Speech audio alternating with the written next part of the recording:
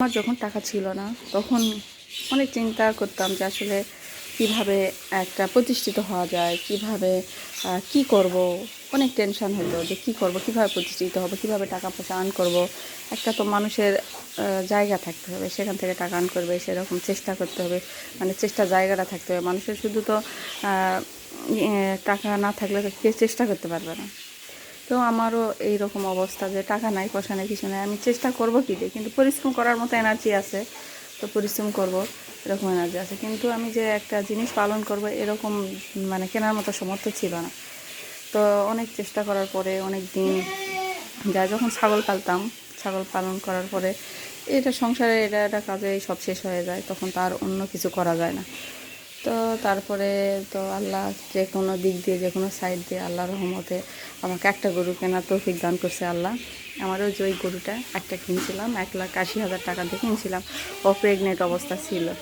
তো কেনার পরে তখন এই বাছুরটা হয়, প্রথম। তো এও বাচ্চা দিছে, 2বার দিল।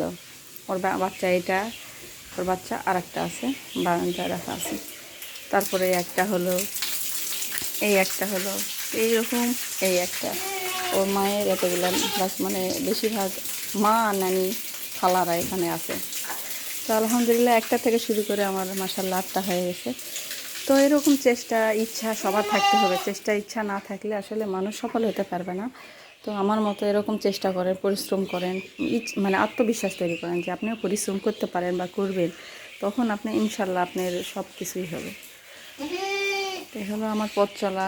আরও অনেক কিছু স্বপ্ন আছে, আস্তে আস্তে দেখা যাক সেগুলো বাস্তবায়ন করতে পারি কি না, তবে আল্লাহ ভরসা।